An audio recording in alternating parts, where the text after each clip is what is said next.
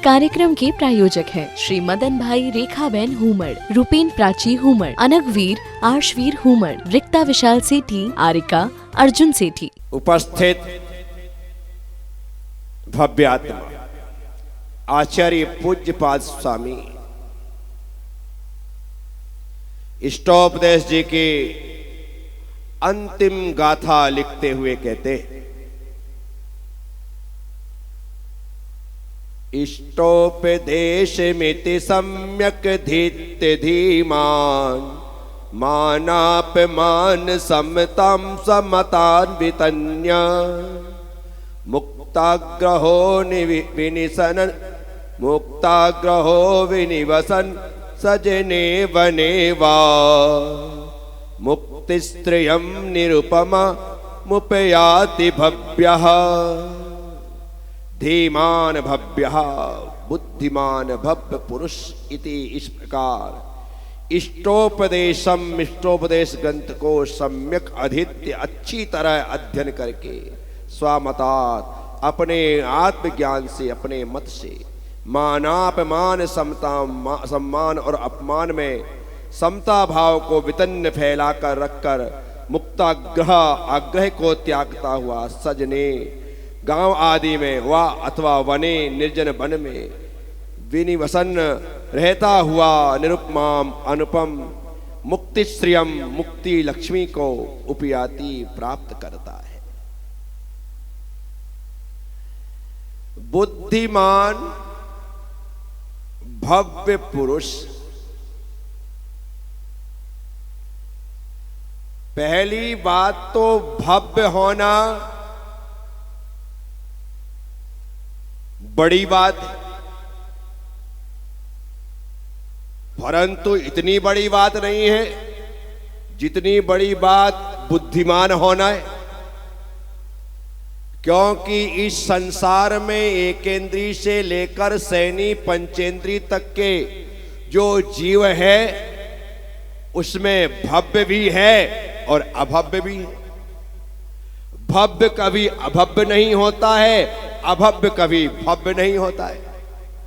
जो जिस शक्ति से युक्त है वह जीव उसी शक्ति से युक्त रहेगा। क्योंकि भव्यत्व अभव्यत्व और जीवत्व ये जो तीन भाव हैं ये पारिणामिक भाव हैं, ये सदा काल रहने वाले हैं। इनमें किसी प्रकार से उपसम क्षय सयोपसम उदय आदि की अवस्था का फल प्राप्त नहीं होता है। तो ये परिणाम से है भव्यत्व, ये सदा सदा से जीव भव्य है तो है, निगोद में था तब भव्य था और संसार में इस अवस्था में है तो भव्य है। निगोद में था तो अभव्य था और अभी है तो अभव्य। तो भव्य और अभव्य सदा काल रहने वाले भाव और परिणाम है पहली बात। तो अनंतानंत जीव में अनंतानंत भव्य जीव है और अनंतानंत जीव में अनंतानंत जीव अभव्य जीव है। क्या ये अनंत की डेफिनेशन ही ऐसी, मैं क्या करूं? अनंत में अनंत जोड़ो तो अनंत होता है, अनंत से अनंत घटाओ तो अनंत रहता है, अनंत में अनंत गुणा करो तो अनंत होता है और अनंत में अनंत का भाग दो तो अनंत रहता है। मैं इसमें कुछ नहीं कर सकता क्योंकि अनंत है ही ऐसा है जिसका अंत ही नहीं है। अनंत निकाल लेने के बाद भी अनंत अनंत ही रहेगा और अनंत मिला देने के बाद भी अनंत अनंत रहेगा। इसलिए वो अनंत है। संसार का कभी अंत होने वाला क्यों? क्योंकि वह अनंत संसार है। कितने भी जीव मुक्त चले जाएं, आप ये मत सोचना कि सारे जीव मुक्त चले जाएंगे तो फिर संसार में कौन बचेगा। अनंत जीव है। कितने जीव है? निगोदिया जीव के बारे में सुना है ना? सुना कि नहीं सुना है? निगोदिया जीव जो एक श्वास में 18 बार जन्म लेता है और 18 बार मरता है। कितने बार? एक श्वास में 18 बार जन्म लेता है और 18 बार बोलो मरता है। वो निगोदिया जीव है। उस निगोदिया जीव के आश्रित इतने जीव हैं, उस निगोदिया जीव के आश्रित इतने जीव हैं कि उतने जीव अभी सिद्ध नहीं हुए, उतने जीव अभी सिद्ध नहीं हुए। और सिद्धालय में इतने जीव हैं जिन्हें अनंतानंत कहा जाता है, जिन्हें, अब विचार करो, एक निगोदिया के आश्रित इतने निगोदिया जीव हैं कि उतने जीव अभी निर्वाण को प्राप्त नहीं हुए, और निर्वाण को प्राप्त हुए जीवों की संख्या अनंतानंत है। कितनी है? तो एक निगोदिया के आश्रित अनंतानंत निगोदिया जीव है। ऐसे अनंतानंत निगोदिया है। कितने? एक निगोदिया के आश्रित अनंतानंत निगोदिया है, और ऐसे अनंतानंत निगोदिया है। अब लगा लो जीव कितने हैं, तो कहते हैं अनंतानंत हैं। कितने हैं? अनंतानंत। समझना बात को अच्छी तरीके से। तो इन अनंतानंत जीवों में अनंतानंत भव्य जीव है, इन अनंतानंत जीवों में अनंतानंत अभव्य जीव है। ठीक है, चलो। तो इसलिए यहां कहते हैं भव्य होना बड़ी बात है, क्योंकि भव्य जीव ही मोक्ष जाएंगे। भव्य जीव ही, भव्य होना बड़ी बात है, लेकिन इतनी बड़ी बात नहीं है जितनी बड़ी बात भव्य जीव का बुद्धिमान होना है। भव्य जीव का, भव्य जीव का देखो, ये बुद्धि भी तो सही चले। इसके लिए एक कहावत है, विनाश काले विपरीत बुद्धि। क्या है? बोलो। विनाश काले अच्छा समझाने वाला मिले तो समझ में ना आए, बार बार समझाने को जाओ तो समझ में ना आए। एक कहानी आती है, कहां तक सही है कहां तक गलत है अपन इसमें नहीं पढ़ते हैं, लेकिन सुनने में आई है कि सौधर में इंद्र भगवान महावीर स्वामी के समो शरण में है और विचार करता है कि ऐसा कौन जीव है भगवान के परिवार से जिनका ब्लड रिलेशन रहा है जो समो शरण में नहीं आया। तो उसने जाना कि वो भगवान की बुआ है जो नहीं आई है, चलो उसे लेकर के आते हैं। तो सौधर में इंद्र उसे लेने के लिए चला, सौधर से लेने के लिए उसके पास पहुंचा और कहा कि बुआ जी सौभाग्यशाली हो आप कि भगवान महावीर स्वामी केवल ज्ञानी हो चुके हैं और समो शरण के मध्य विराजमान हैं। सभी लोग उनके चरणों में पहुंच गए और आप अभी तक नहीं आए। बोले वो महावीर जिसे मैंने गोदी में खिलाया, मैं नहीं मानता। बाप रे, सौधर में इंद्र को आश्चर्य लगा कि इसकी इस बुद्धि की वजह से यह समो शरण में नहीं आई, सबके सब लोग आ गए और ये नहीं आई। सौधर्मिंद ने बहुत समझाया कि चल, तो सौधर्मिंद की बात नहीं मानी। तो उन्हें लगा कि इसे तो जबरदस्ती ले जाना पड़ेगा, जबरदस्ती ले जाना पड़ेगा।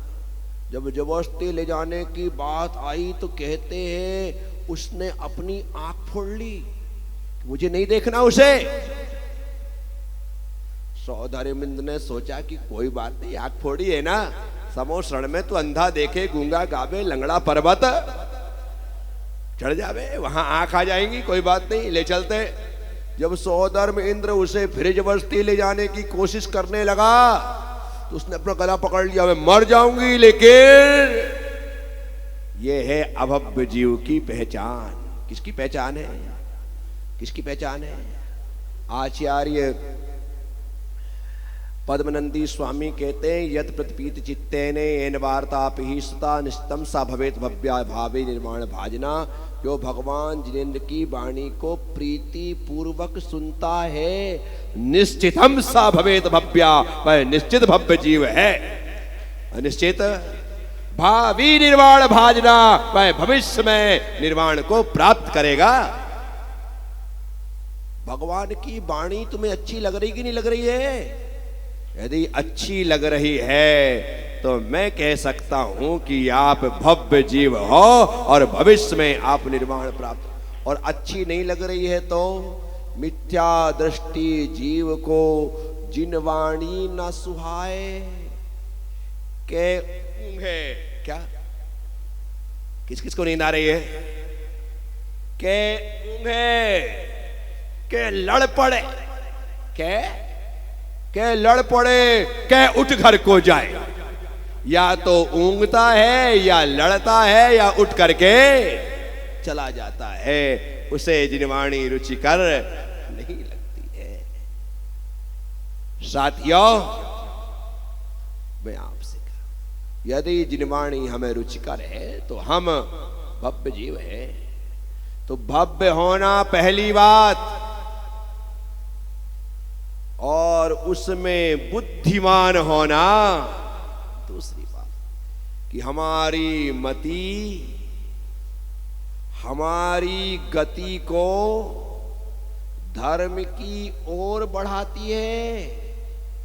सुबह उठने के साथ ही चलो जल्दी से तैयार हो जाओ, नहा लो, धोती दुपट्टा पहन लो, साड़ी पहन लो, मंदिर चलना है, विधान में चलना है। आधे घंटे पहले पहुंच जाएंगे तो कम से कम 5-10 माला भी हो जाएंगी। भागो।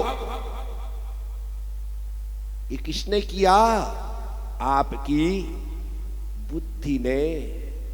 लेकिन वह बुद्धि सद्बुद्धि हो तो दुर्बुद्धि वालों को, जड़ बुद्धि वालों को ऐसे लाभ नहीं मिल पाते। कितने लोग हैं लेकिन कितने लोग बुद्धिमान हैं, आप इसी से आकलन कर सकते हो। मैं देख रहा हूं कुछ लोग तो प्रतिदिन विधान में बैठ रहे हैं, प्रतिदिन बैठ रहे हैं। जो प्रारंभ किया है 3 तारीख से आज तक मैं बराबर देख रहा हूं। ये सौभाग्य है तुम्हारा कि तुम्हें लगातार 9 दिनों तक अलग अलग विधान करने का अवसर मिला है। अलग सौभाग्य।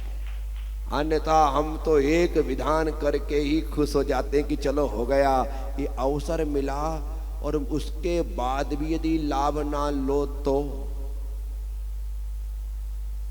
सबसे पहले जाम्बुवंत ने अंगद से कहा था कि लंका जा और सीता की खबर लेकर के आ। अंगद ने कहा, तात श्री, मैं लंका जा तो सकता हूं लेकिन आ नहीं सकता, क्योंकि मेरे पास जाने की ताकत है, लौटकर आने की ताकत नहीं है। अब जब उनसे कहा गया तो अंगद ने साफ मना कर दिया, इस प्रकार का बहाना बनाकर। क्या बनाकर? ये बहाना था। मुझे अच्छे से याद है, मैंने एक बार भी सुनाया भी था आपको कि मैं घर में रहता था, मेरे पिताजी बाजार से घर आते थे, घर आकर के मुझे 2 रुपया देते थे और कहते थे, बेटा बुड्ढा मिठाई ले आ। खुद ला सकते थे, पर रात को मुझे बाजार भेजना, मिठाई मंगवाना, ये कहाँ तक का अच्छा काम। लेकिन ऐसा करके वे अपने बच्चे को आज्ञाकारी बनाना चाहते थे, पिता का आज्ञाकारी। वो ऐसा करके बच्चे में उत्साह पैदा देखना चाहते थे कि इसमें कितना उत्साह है काम के प्रति, प्रमादी तो नहीं है, आलसी नहीं, मुझे नहीं जाना है, ऐसा नहीं तो ऐसा नहीं कर रहा है, ये देखना चाहते थे, ये देखते थे। दूसरी बात, रात में भेजते थे तो ऐसा भेज करके वो मुझे निर्भय बनाना चाहते थे, किसी प्रकार का डर ना लगे, और ये बाजार जा करके काम करके आए। ये पिता का गुण था कि वो उस छोटे से बच्चे में ये सब देखते थे कि बच्चा कर सकता है या नहीं कर सकता। देखना यार, मेरे पिताजी इस प्रकार से मेरे पिता देखते, जब मैं बाजार से मिठाई लेकर के आता था तो मिठाई लेते थे, मुझे मिठाई खिलाते थे। वाह भाई कि बेटे ने मिठाई खाने लायक काम में किया, मुझे मिठाई खिलाते। ये सब तो ठीक है, जो 5-10 पैसे बचते थे वो भी मुझे दे देते थे कि बेटा तू ही रख, टिप भी मिल जाती थी। विचार करना, मैं आप सबसे कह रहा हूं, मैं आप सबसे कह रहा हूं, हमारी बुद्धि का धर्म में लगना, हमारी बुद्धि का धर्म में लगना, हमारी बुद्धि का धर्म में लगाना, ऐसी प्रेरणा देना वाला का होना कौन देता है? ये सब कुछ होना। अब ये होने के पश्चात ही तो मैं कुछ कर सकूंगा।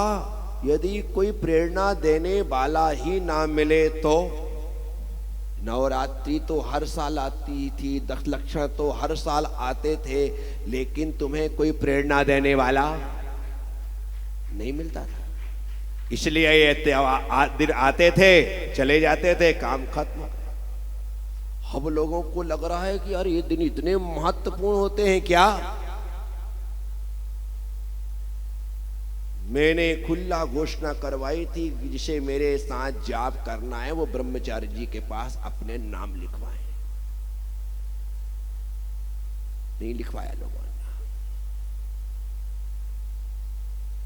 फिर गोल्डी से मैंने कहा कि भाई देख, इससे जो पूछते थे कि हमें जाप करना है तो ये ऐसा बढ़िया शानदार बताता था कि आपको तो 24 घंटे यहीं रहना पड़ेगा, जब गुरुदेव बुलाएं तब यहाँ रहना पड़ेगा, ऐसा करना पड़ेगा। ऐसे शानदार इसको मैंने टेट कर रखा, तो बढ़िया कठिन से कठिन डरवा, इतना डरा देना कि सामने वाला सीधा मना कर दे, नहीं मेरे बस का नहीं। ऐसा यदि सरल कह देते हाँ आपको सिर्फ आधे घंटे आकर के फेरना है, कुछ भी तकलीफ नहीं है, तो 50-100 नाम आ जाए। इस कार्यक्रम के प्रायोजक हैं श्री मदन भाई रेखाबेन हुमड़, रूपेन प्राची हुमड़, अनगवीर आर्शवीर हुमड़, रिक्ता विशाल सेठी, आरिका अर्जुन सेठी।